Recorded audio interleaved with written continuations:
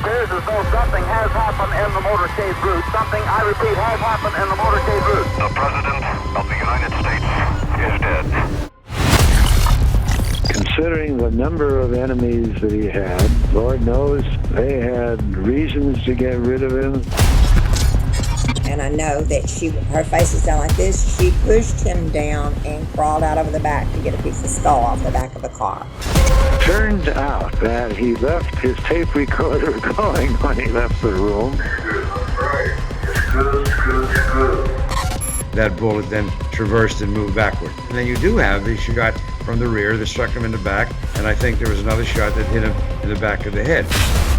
It didn't make any sense why one guy who suddenly went from having fired a rifle since the Marine Corps and suddenly was able to pull off world-class precision. Was there a real thread of that fear running through the administration that perhaps a coup could take place? He and Kenny O'Donnell were told they had to change their stories for the good of the country. He had to basically lie about what he saw.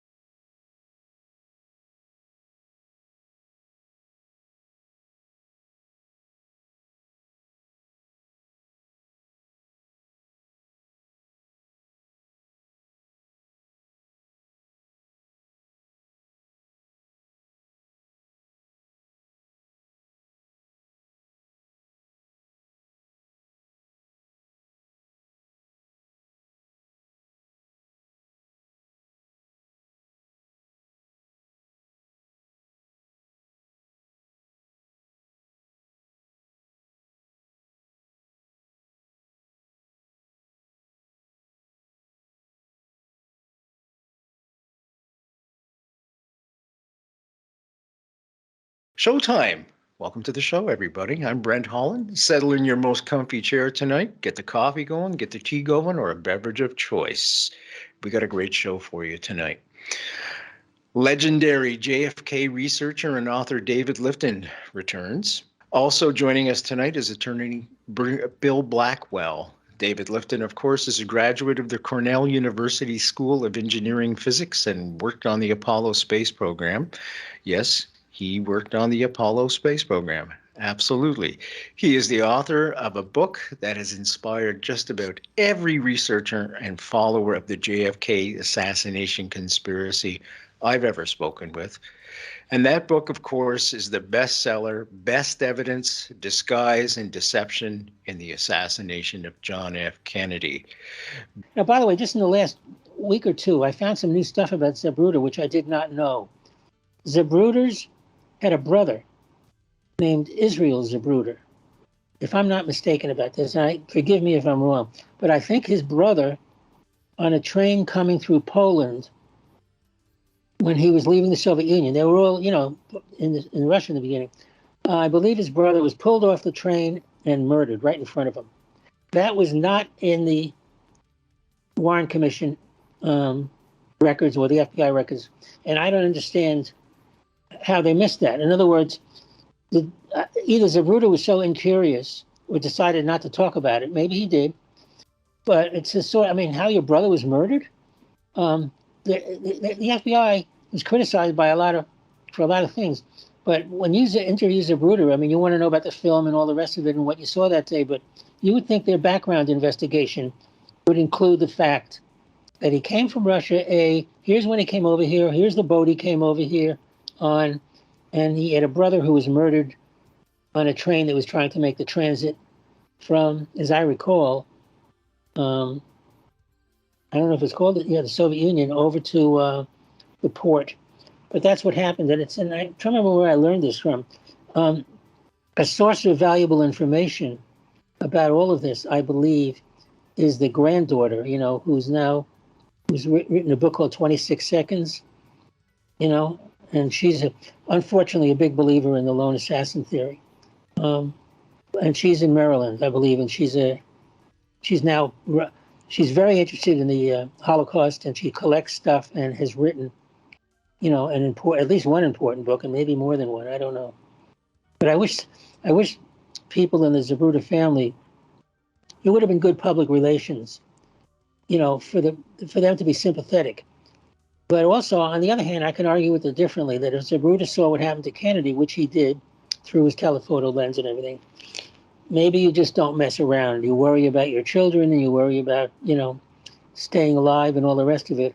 And the general idea would be that if they could do that to the president, you better watch what you're doing and saying. And the family is now, I don't know if you're aware, maybe your audience should be aware, that the original contract with Life magazine for that film was you got $40,000, but then the rest of the contract was not known for many years. Now, I got a copy of that original contract from Josiah Thompson, and it was amazing because the full sale price was not $40,000; it was $150,000. Yeah, and put that into today's money, so multiply at least by 6. So he got $150,000. Now, get this: $40,000 payable that weekend by Life magazine, and then another $40,000. I think it was on the 1st of January of '64, and then $25,000 every January 1st thereafter until the last year of the Johnson presidency. So the total price was $150,000. And pardon me if I don't have my numbers perfect, but I think it's $150,000 and 6 $25,000 payments. But the first one was made that weekend, and I think for some reason the first payment was $40,000, and I forget why. I think it has to do with certain matters about rights and foreign rights, maybe. And Doug Horn would know the answer to that, but I should really look it up. For years, this is the kind of stuff bread and butter that we ate and analyzed and tried to figure out what was going on. So that's how Zapruder was. Now, Gail Nix Jackson, which is her full name, she, I think she wondered why it is that the Nix film they only got a much smaller amount of money. Now, by the way, when the ARRB got created in 1995, Assassination Records and Review Board, to go through all the documents, and a whole bunch of additional work was done. The Assassination Records Review Board was created. The decision was made: we can't have a private party owning this incredibly important filmed record to United States history. So it was decided. They had people come in to look at it. How much do we owe the Zapruder family for this film? Because they could, as the government, they could take it away. And as you may know, or maybe you don't know, an auction, the experts decided what the true value was at auction, and it was $16 million. So the family was paid $16 million in approximately 1998 or 9. And that's what happened. And that's why it's today in a refrigerator at the National Archives. And the family got $16 million. Oh, there's another part of the story I have to tell you. The family got $16 million, but the tax on it would have been huge, right? Okay. But Zapruder had made 3 copies. Okay. So he took one of those copies and donated it to the 6th floor museum. So now, when the accountant does his work, price was $16 million, but then he gets a tax deduction for this thing that he gave to the 6th floor museum in Dallas. And so he came out very well, very smart guy. Well, of course, it's so obvious. You have a couple of copies and the sale price of the first establishes the market, right? 16 million. Yes, so sir. You give the other one for nothing. Anyway, these are these side stories. I had contact with Abraham Zapruder, not the original Zapruder, but I have 2 stories. I had contact with the Abraham Zapruder, the son, Abe Zapruder's, I think his name was Abe Zapruder, the junior, who, so we used to talk on the phone. He was at UCLA because I had to get permission to use his stuff. I wanted to use it on hard copy. What was even more amusing to me anyways, is the experience of my mother, Helen, and my father, Al. So my mother insisted that they take at least, because he was a workaholic, take at least 2 weeks every year and go on some kind of vacation somewhere. And their thing was to go to Greece or Tokyo or whatever, and always visit the synagogues, because my father was into that, visit Jewish heritage and everything. So they're in Mexico City, or somewhere in Mexico, I think in Mexico City. And they're coming down in an elevator. And there's a woman on the elevator, and my mother hears the word Zapruder. So she says, "Are you Mrs. Zapruder of Dallas?" So she says, "Yes." And so and he says, "Oh, my son is doing all this work and doing all this research on President Kennedy's assassination."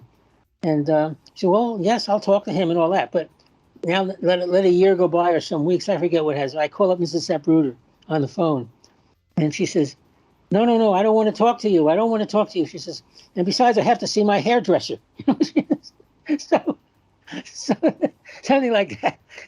So I said, "Mrs. Zapruder, I needed to know, I wanted to know whether Abe sold them, how much did Abe get for this film that weekend?" This is when we were first learning about the prices. And she said, "Oh," and I said, "I wanted to know if he kept the original." And she says to me on the phone, I have a tape recording of this somewhere. I mean, I have the tape recording. It was very emphatic. She says, "Abe gave them the original. Abe gave it to them." That's the truth. So therefore, we lose the chain of possession on the film because Abe gave it to them. And then we get into the story of a optical printer in Dallas. And I don't remember the name of the company, but there was an optical printer company in Dallas that did editorial, had editorial clients. And I constantly forget their name. And I won't waste the time right now, but I was looking it up yesterday, and I don't know why I block on his name. But this guy, that's where they brought the film after it was processed. In other words, a lot of people don't understand the processing. Kodachrome is the thing that's in the camera is the original once they do the processing. So you walk away from the Kodachrome lab, and now he has the original. Plus, he needed to make copies of the original, and so he went to this other lab, which was in Dallas, and I forget the name of it. But that's how they got the 3 copies, 2 of which went to the Secret Service. And the Secret Service made a copy for the FBI, and one of them stayed in Zapruder's home that night or something like that. I forget. I may have these details wrong. But that Zapruder film, I am sure, without any question in my mind, and Doug Horner and I have done a lot of work on this, and I was first because that was before the committee. I mean, I figured this out in '68. That film was optically edited, on an optical printer. And the question is, where was this done? And for many years, many, many, many years, I thought, oh, well, they must have taken a jet. But this is my original thinking. They must have taken the jet, flown from Dallas to Rochester, where Kodak was located, and they have all kinds of equipment and everything, done the alteration and blah, blah, blah. That's not what happened at all. What happened is there was a company in Dallas that was prepared to do optical printing and editing. And I don't think this is an accident, because there were 2, let me just say, this is going to strike you, maybe you'll be skeptical, but I'm just telling you this is where I came out. There were 2 things that had to be altered to lie about this to history. The body of the president, that is, the autopsy had to be falsified, and films of the event. You could not have the body telling one story and the film telling another story. Okay, can't have the body.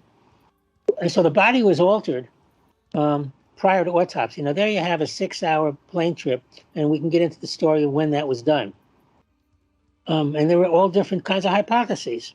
The body was not altered at Parkland Hospital, but it may have been, the process of alteration may have started in Dallas at the airport. But putting that aside, you have the body of the president, then you got the film. You can't have a filmed record which shows shots coming from the front and a body record showing. If you want to hide shots from the front, you have to hide 2 records, the filmed record and the body record. Body has to be altered prior to autopsy. The film has to be messed with too. If you don't mess with the film, 2 things are going to happen. The timing on the assassination can't be changed, and it's going to be much longer than 6 seconds, I can assure you. How do I know that? because the car came to a halt. When I was in Dallas in 72, that's when I realized the importance of this. I think Vince Palomara, he compiled a list. I think his list is up to 65 witnesses who said the car stopped or severely slowed down.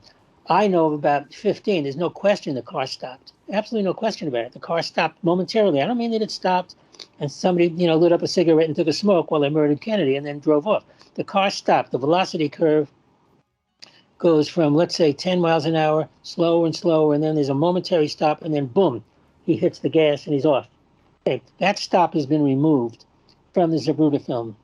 And so it's a gentle dip. And I think the next film shows it at, 10 miles an hour or 4 miles. But the Zapruder film does not show the stop. Now, when you're in Dallas, in 1972, I interviewed the Newmans. And I have great tapes of this. And this is before Bill Newman knew anything about the Zapruder film. So I'm in his home with my Sony tape recorder. That was a brand new tape recorder. It was cost quite a bit of money.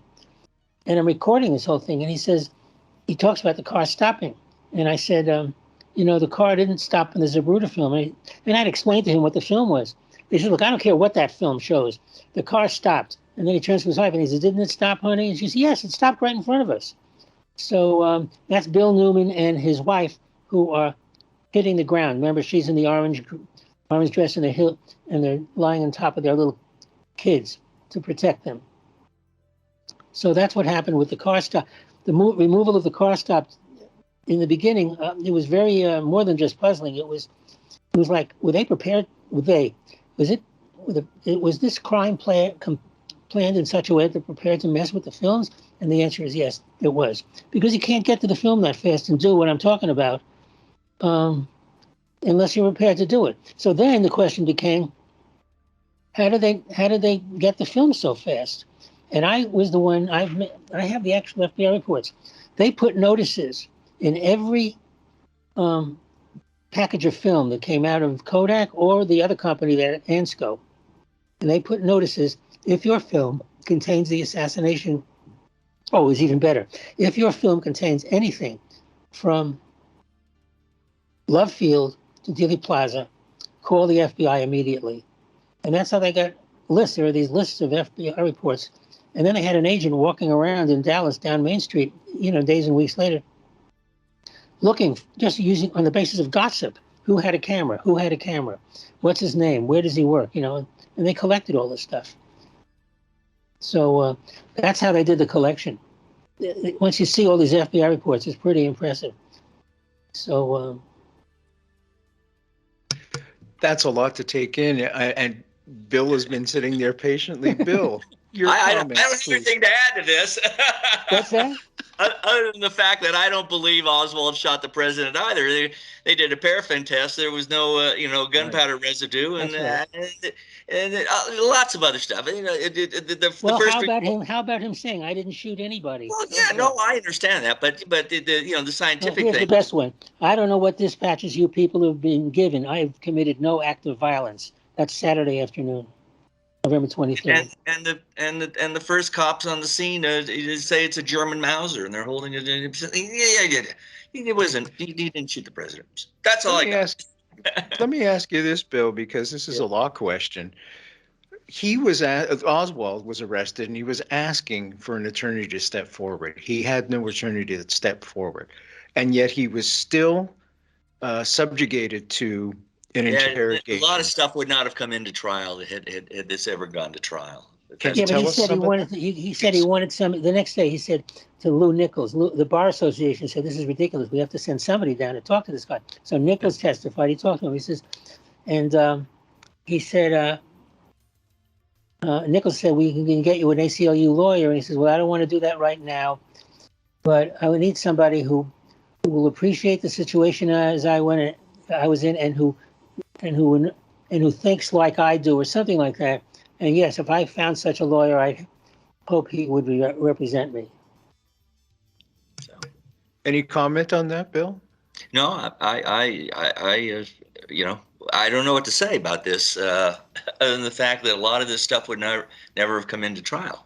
So, God bless Mark Lane. We both know Mark Lane, a friend of ours, passed away several years ago. But he told me that had he represented Oswald, Oswald would never, probably not even gone to court. There was just not enough evidence for him to be accused. Yeah. How do you said guys? that? He said that. He told On me your that. on one of your shows? Yes. Yeah. I'd be happy to send you the link. No worries Yeah, at all. that's very nice. No, that's Yeah. So- Okay. There's a lot of stuff. There's you can Sure, talk go ahead, for Bill. years. No. We've been. David's done a great job today. He's told us a lot of stuff that no one knows about. It's going to be coming out in his book. This is his story, and at some point in time, we can talk about my story. But so that's all I have right now. How did you guys meet, by the way? I read Best Evidence, and I was totally blown away. And I wrote a letter to David. I called up the I sent. I believe I sent it to the publisher to forward it to him. And my question was, why haven't the Kennedys jumped up and down about this? And I forget what the verbiage is, but that was the thing with because of this evidence that has come out. And David wrote me back and said, that's something that is kind of a stranger. I forget what his terminology was. He didn't know, but they wanted to keep it quiet for whatever reason. And he had sent me the return address was his address in Brentwood, I believe at the time. really. It was Santa Monica. And so I somehow got a hold of him. I don't know whether I wrote him a letter and said, this is my phone number. I'd love to talk to you. Or I was able in those days, you're in the phone book, whatever it was. And I called him up and invited him over for dinner at my home in Sherman Oaks. And that's kind of how we started our relationship way back when. So. Okay, but listen, I have to interrupt here, and before I forget this, as to what about Robert Kennedy? Now, what was my position? Because I know much more now. What was my position on Robert Kennedy when we first met and you brought this up? Like, what about the Kennedys? Yeah, David, like it's so long ago. It was just like it was something that you didn't have an answer for me. Is basically what you said. Yeah, you didn't have an answer, and it was kind of strange that since he was the Attorney General at the time and this and that. That was kind of the extent of it. It was just very short reply. Okay, because later it became very clear, and I'm trying to remember when the church committee, well, first of all, I figured this out before the church committee, I think. But when the church committee report came out, volume 6 or 7, do you remember what it had, the dynamite that was buried in there? I don't know if you remember. The dynamite that was buried in there was the question of the U.S. plots to assassinate Castro. Oh, yes. Which it turns out that Robert Kennedy was up to his neck in these plots. And that's the reason why what they had on not the Kennedys, what they had on Robert Kennedy was that he was part of the plots to assassinate Castro, the darling of the left. And if he had said, I'm just telling you this right now, if on November 22nd, 3rd, 4th, 5th, whatever, if he had said, I have a public statement to make about why about the assassin, or the person they say is the assassin. Before I get to that, I want to tell you all something. I worked with the CIA on plots to murder Castro. Then everybody would say, what? You could get lost and curse words and the horse you came in on. We don't want to hear this. But that was totally, those plots totally neutered RFK politically. That was the big dark secret. And remember, he's assassinated in 1968. And so by the time this stuff came out, we're talking about 1976 or whatever, so it's years later. But that's what they had on Bobby Kennedy. He was involved in the plot to kill Castro, and it would have absolutely upset the public image of the Kennedys, which meant a lot to them in history. And I can tell you what John Kennedy's answer would have been, because I studied and read all the books on this. His answer would have been, look, we got by the skin of our teeth with the Cuban Missile Crisis, but we can't have a situation where this guy is going to have Soviet missiles installed in Cuba, which can reach New York and Miami and every place else with ease. And I think that that's the reason that he was involved in plots to kill Castro. Nobody made this up.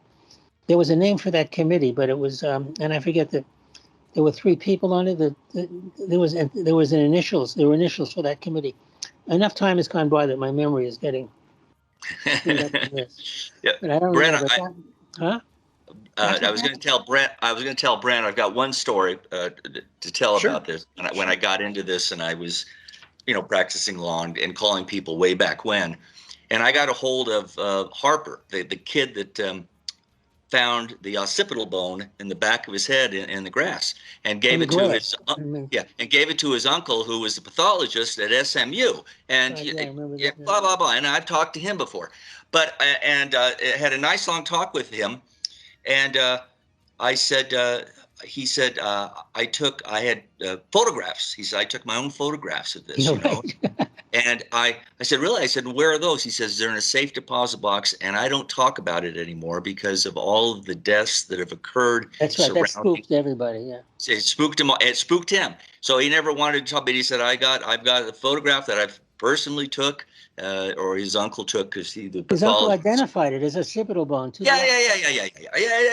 This is hocus pocus. I held it in my hand. Yes, yeah, absolutely. So anyway, there you go. Why that's important, folks, I should let you know. The occipital bone is from the back of the head, which means a frontal shot. The exit shot would be the back of the head, which means a frontal shot, right? Beyond the question of a death. Please go ahead. Everything you just said is absolutely true. But let me just point out, you're talking about conspiracy. If you made an equation, conspiracy equals second assassin, occipital bone. The better way, the more powerful way to look at it is conspiracy and no occipital bone means the x-rays at the National Archives are false. Absolutely. In other words, what you're really dealing with is the falsification of the x-rays that were given to the Kennedy family, unless the Kennedy family was told, look, this was a Castro plot to kill President Kennedy. This crazy guy, Oswald, and he's trying to kill President Kennedy because we were trying to knock off Castro. So, therefore, we have to make this look like one assassin. In other words, I don't know which version you want to go with, but the x-rays given to the Kennedys have an occipital. And I was with Dr. Wecht when he first went to the archives in 1971. And I have a whole bunch of, then we had a meeting, there were about 10 people around a conference table that evening. We were all talking about it, but this occipital bone is really important because it shows the x-rays were falsified. I didn't know that. You just taught me something. Here I am thinking I know a lot of it. And every time we go down that rabbit hole, right, there's another tunnel that we don't know anything about, at least in my case. So thank you for bringing that. No, sure. And this is, we used to, what I used to say in lectures, you can't have the occipital bone, have the x-ray up on the screen, which is a public document. You can't have the occipital bone on the x-ray here in Washington and the occipital bone lying on grass on Dealey Plaza. This is like the joke. And that was found, that he found that the next day in the afternoon, just walking through the grass. Oh, yeah. We had all kinds of dark jokes about Dallas is a violent place, and you never know whose occipital is being blown off when there's some poor guy that gets shot going through Dealey Plaza. But no, that was really bad. It was really bad. And he immediately showed it to his uncle, and then he went to the uncle maybe gave it to the FBI. But there was a batch of FBI reports, like at least 10 to 12, 15 pages long. I have a 22-page memo about the occipital bone, which I wrote. This is back before the HSCA, and I'm sure I gave it to them.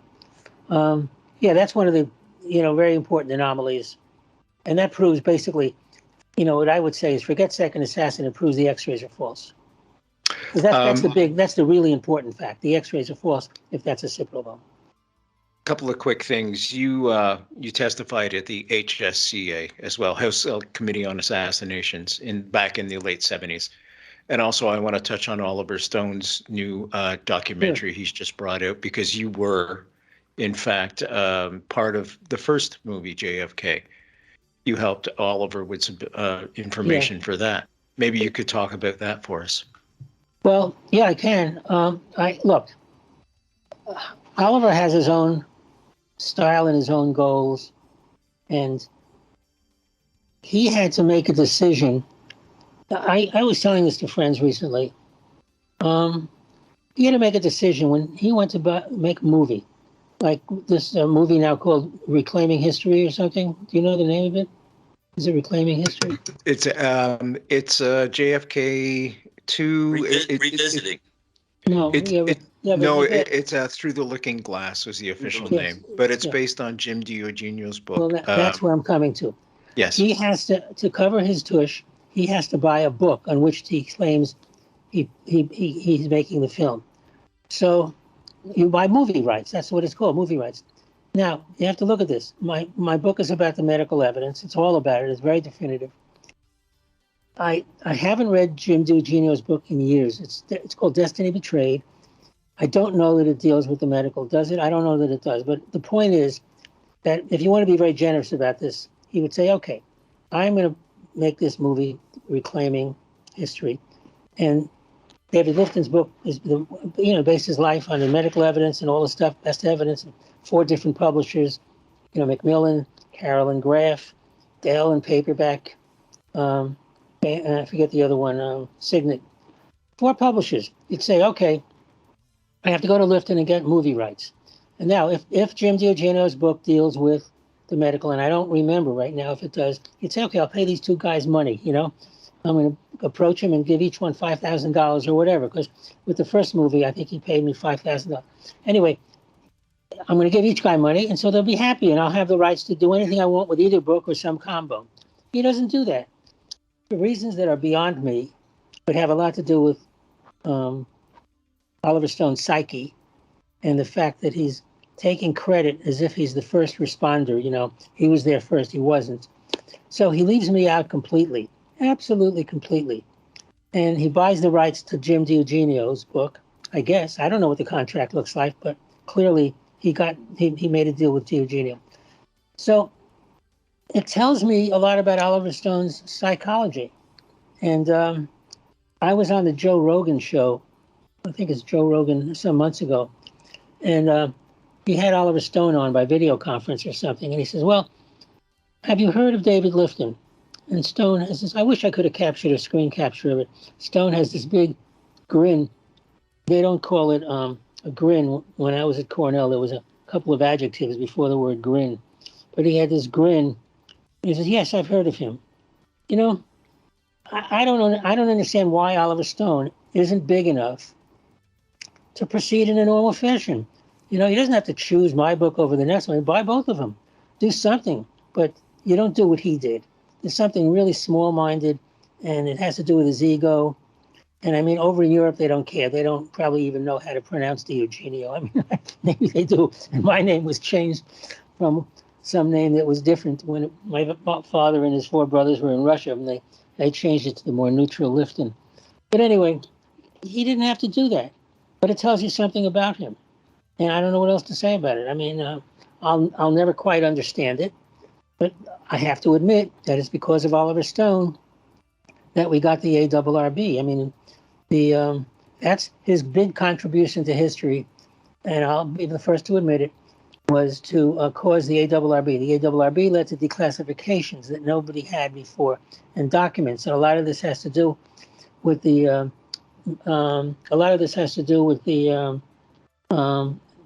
secret mail opening program, H.T. Lingwell. Anyway, the point is, it was a good thing that Oliver Stone got involved because nobody else was going to make a movie about this. But he sure did, and that's where we are. And your involvement with the HSC, House Select Committee on Assassinations? Yeah. Well, I remember. I don't remember the details of the involvement. I worked with Andrew Purdy, who was in charge of the medical evidence. Arlen Specter was the medical evidence person for the Warren Commission. Andy Purdy was the similar position as an attorney. The big difference was that by that time we had the x-rays and photographs, and Purdy's issues were different. What happened to the wounds at the back of the head, says Purdy. And we used to have conversations about it because there was a fork in the road. One was to say the photographs were altered. That was Robert Grodin's view of things. The pictures were altered. The other way was saying the that the body was reconstructed. In other words, you had funeral people there after midnight, and they put the back of the head, put a piece of scalp on or something, and that's where those photos come from. And I don't remember my position on that way back and forth over the years, whether it was a photo forgery or a body forgery to get those rear pictures. But that's what was going on. That's the story of that. They falsified the photo evidence. I mean, there's no question that 13 people at Parkland Hospital, see the wound at the back of the head. There's no question it's there. Oh, and the other part of it is, at the bottom of the brain, tucked underneath the brain, is like the operation center for your whole brain. It's called the cerebellum. And the anesthesiologist, Dr. Jenkins, talks about it in his report that day, that the cerebellum was torn and shredded or blasted or whatever. The cerebellum on the pictures is fine, thank you, Yeah. So that's part of the business of the phoning of the pictures. And I think Nurse Bell, if I'm not mistaken, I think it was Nurse Bell also saw it. And I know Robert McClellan told me he saw it too. Dr. Robert McClellan. We interviewed Nurse Bell and for the documentary film project we did. I spent hours with her. Yes, it's all on camera. Yeah. Yeah. Yeah, they're very good quotes and everything, because she talked about Dr. Perry saying because she couldn't see when she entered the room, she couldn't see where the wound was because it was at the bottom of the back of the head. Perry said, no, come over here. And he put the scalp aside or something, and she said, the rear of his head was missing and stuff, quotes like that. Must have been an incredibly, I don't know how to put it, beyond words, the horror that those folks went through. And to think that his wife came in after with a piece of JFK's brain in her hand and said, will this help to the doctors? Right, like that. Just the insanity of that moment. David, I meet a lot of people, a lot of young people. They have never heard of JFK. They have never heard of Bobby. They've never heard of Dr. King. How do we keep this going for a new generation that doesn't care?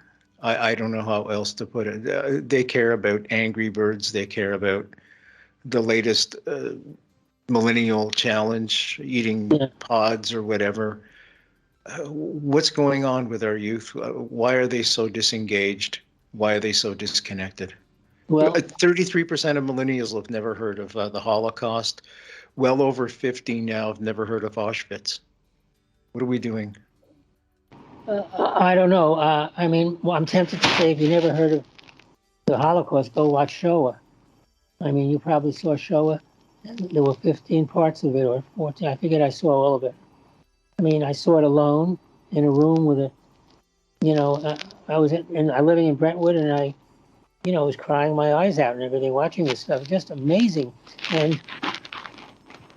And you may remember some of those people. The show was made by that French filmmaker. I forget his name, but he was famous for this documentary. Not that he didn't do other beautiful work, but this was really important. And I don't know. He interviewed the people who cleaned up after the gas was in the room. I don't know if you saw that, but they had to take the bodies and get them away. And then they had to clean up.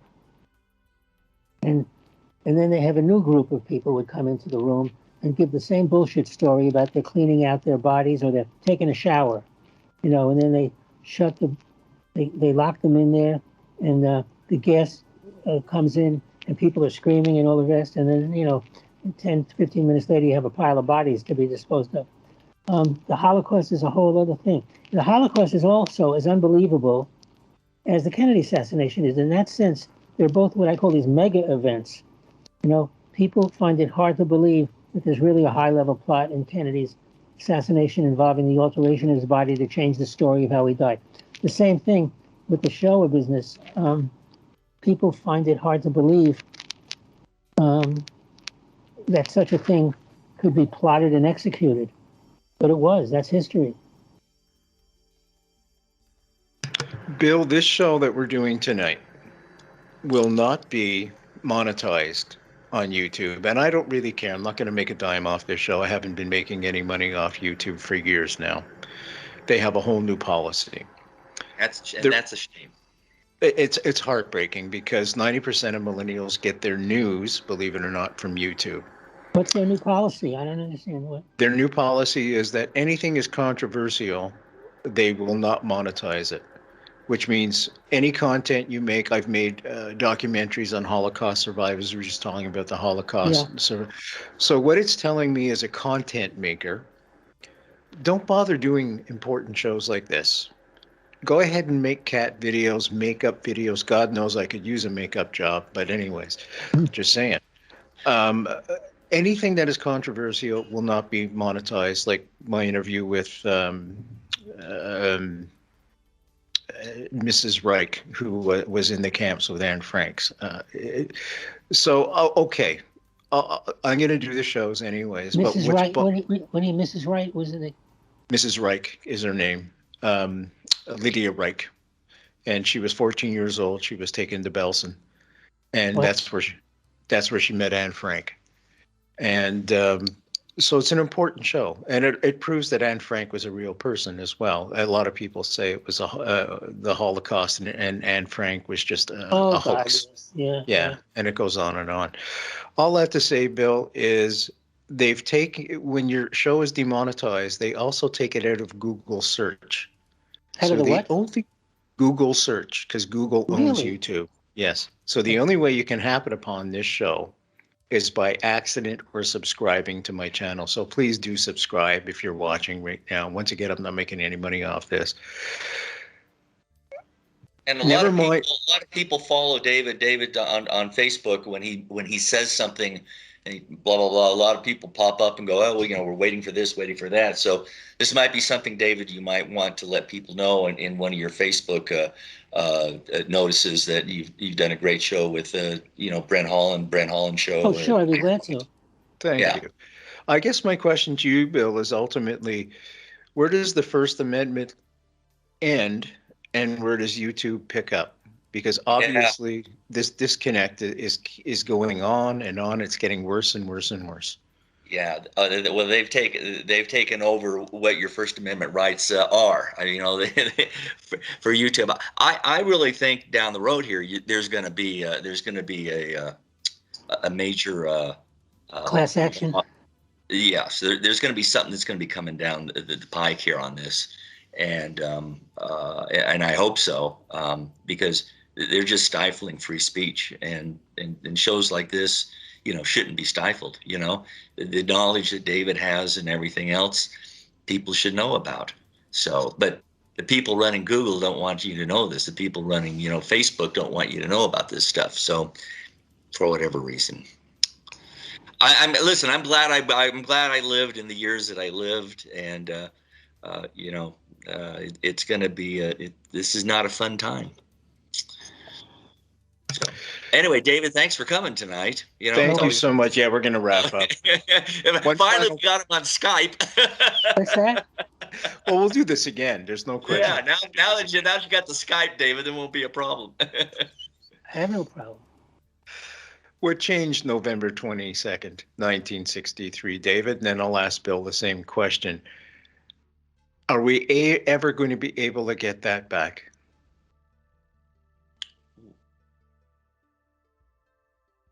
Yeah, I'll answer that. Sure, Bill. Go ahead. Yeah, I those days are long gone. Looking at what's going on today and what people are upset about, and those days are long gone. And so it's and the kids today.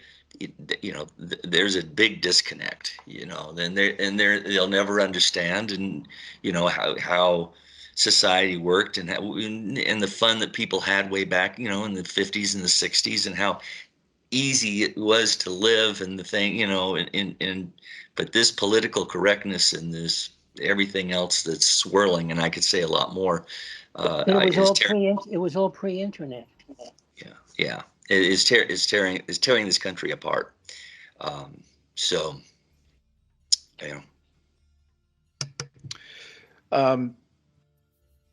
David, what was it that JFK represented to you? What was the main thing he represented?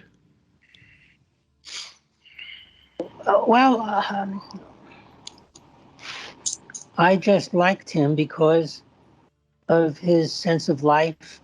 And he was like so preppy. I mean, look, I was naive, obviously. I went to Cornell. The person that I was always suspicious of, unfortunately, was Lyndon Johnson, because you could see it in 1960. And I remember watching that convention or parts of it, and I said, this just doesn't make any sense. What is JFK choosing this man that obviously is like somehow out of Shakespeare or something? Very dangerous character to be his vice president. But as far as what JFK, let's see, I don't want to lose the obvious, which was I was on the moon program, and Kennedy had said, let's go to the moon. And that is really a huge deal. I'll never forget when we were watching the at Cornell in the Student Union, one of those original flights that was suborbital, and it didn't, went up and it came down in the water and stuff like that. And maybe there was the one where he circled the Earth. There was one where on Christmas Eve, 1968, where they orbited the moon and were reading from the Bible or something. It was very moving, but I forget which one was that. But what JFK meant to me was the moon program, and the idea that he should set such a goal. And that later, when I read books about his presidency, it turns out that the Bay of Pigs was such a failure and an embarrassment that he asked his aides, come up with something that I can announce, almost like a distraction, to give the country a new goal that we were all looking for. And I forget who it was that, it may have been Lyndon Johnson, by the way, because he was in charge of the subcommittee on the space program. But anyway, and he said, yeah, let's do that.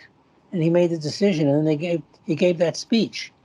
If I got the dates wrong, was it in the summer of 62 in Austin, or was it 61? I don't remember.